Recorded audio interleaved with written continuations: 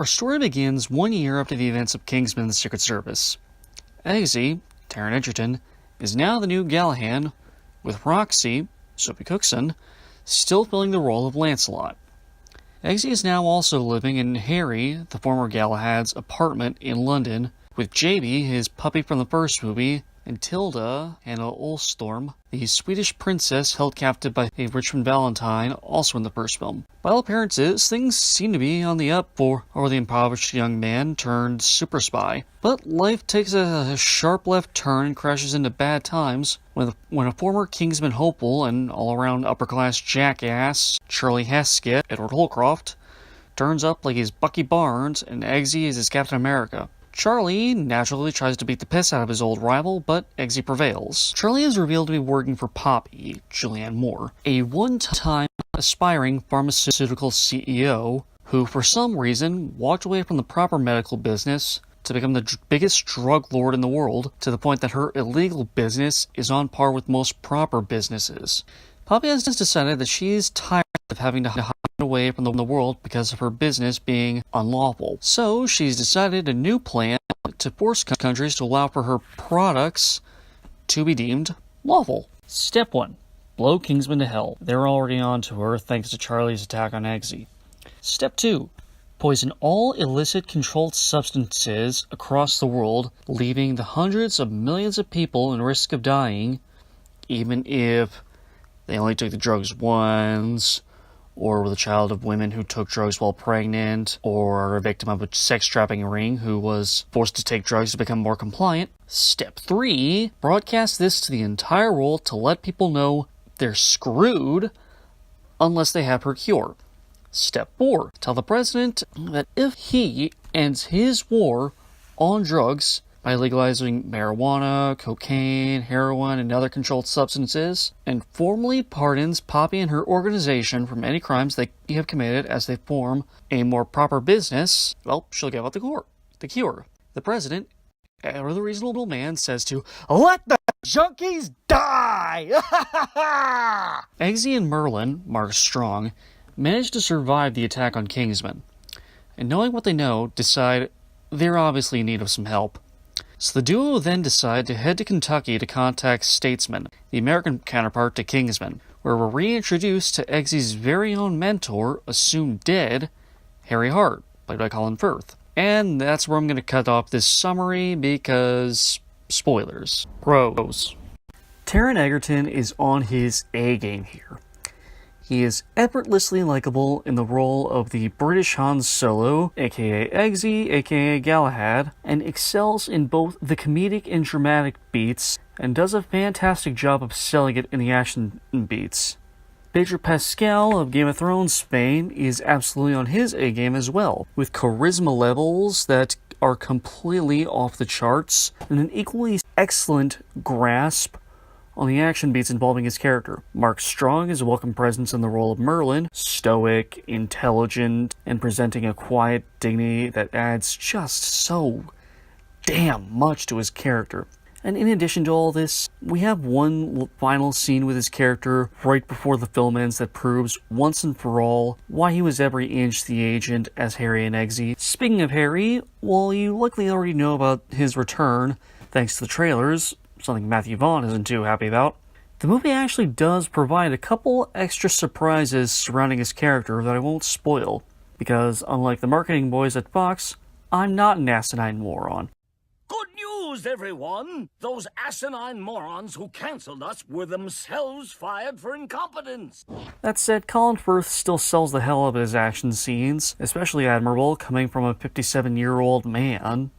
Nice job, pal. I'm not overly fond of the way Statesman is depicted in the film, but I do so love the idea of it. In the UK, you have these gentlemen spies who are very posh, and mostly older white men and take inspiration from Arthurian legend. And over in the US, you have a collection of southern boys and southern ladies who seem to have a more multicultural and diverse angle. You have Pedro Pascal as a proper agent, Halle Berry as their Merlin, and we even see an Asian woman as a proper agent on a conference call at the end of the movie as well. The very first action scene of the film almost looks like a cutscene from a PS2 game, but the rest of the action is superb material that makes excellent use of Kingsman and Statesman gadgets, hand-to-hand combat, and good old-fashioned gunfights. There's an appearance from a fantastic John Denver song here.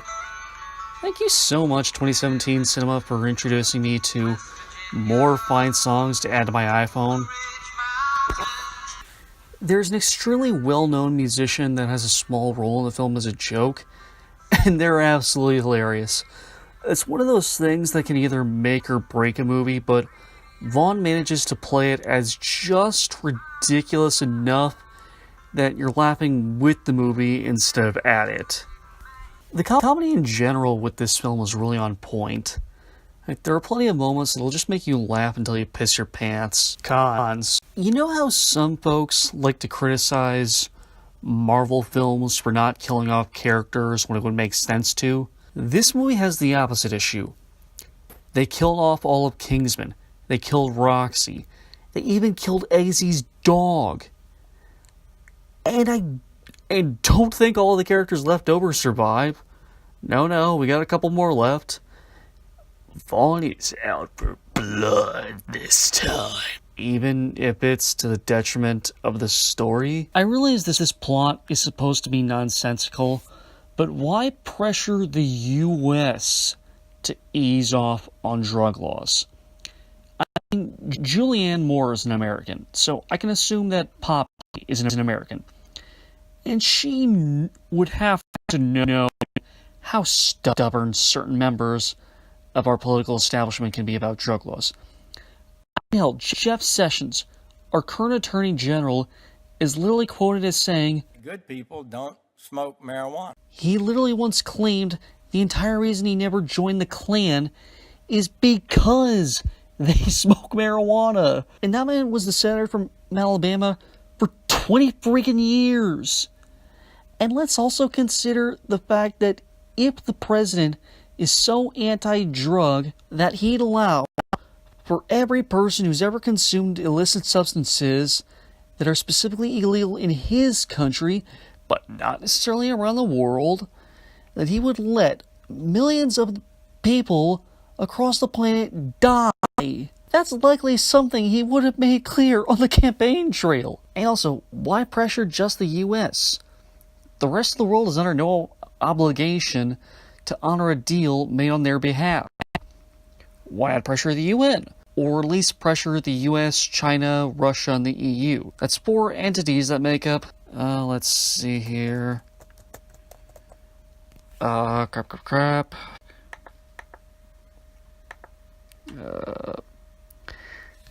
Yeah, that makes up 2.3 billion people to buy your drugs.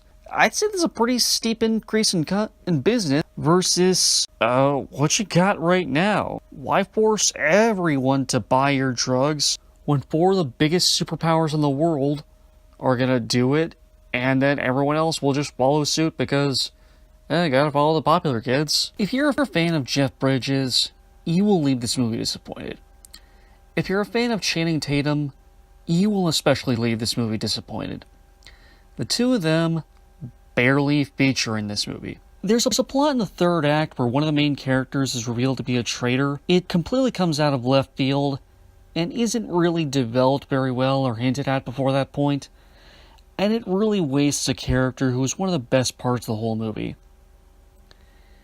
There's a really nasty and really uncomfortable bit where Eggsy has to finger a woman to put a tracker inside her vagina. And we even get this bizarre CG shot of the tracker floating on inside her. There are so many easier and less morally dubious ways to put a tracker on someone from an in-universe POV. And from an audience POV, there are so many ways you could have done that would have been way, way, way less tacky. What the hell, Matthew Vaughn? What the hell? The statesmen really aren't explained that very well. We're told what their civilian front is, and are given a hand-wave explanation about their connection to Kingsman, but nothing as in-depth as what Secret Service had for Kingsman. We were told what their specific purpose was, and what their working philosophy was. But here with the statesmen, we're basically told, hey, this is a thing that exists. Here's their equivalent counterparts with Kingsman. Bye! And to be fair, the Secret Service had less story threads to worry about, but still, you could have shaved a couple beats here and there, like the friggin' vagina thing, to show what Statesman really was all about. Kingsman: The Golden Circle is the biggest and perhaps saddest example of the classic sequel trope. Bigger, but not really better. It is The Hangover Part 2 to John Wick Chapter 2's Shrek 2. It is the Spider-Man 3 to Logan's Bourne Ultimatum. The Thor Dark World to War for the Planet of Apes' Captain America Winter Soldier. The Attack of the Clones to Guardians of the Galaxy Volume 2's Spider-Man 2. However, I would still say this is a perfectly enjoyable movie. It is a painfully flawed film, but it's a film that I wouldn't discourage you from seeing if you were planning to see it. Just brace yourself for disappointment. I'm going to give Kingsman: The Golden Circle a 2.5 out of 5. Thank you for watching. I hope you enjoyed this review. Like and subscribe if you're interested in more. Comment with any points you liked or constructive criticism you may have. And stay tuned for my upcoming review for Sucker Punch. Woodstock out.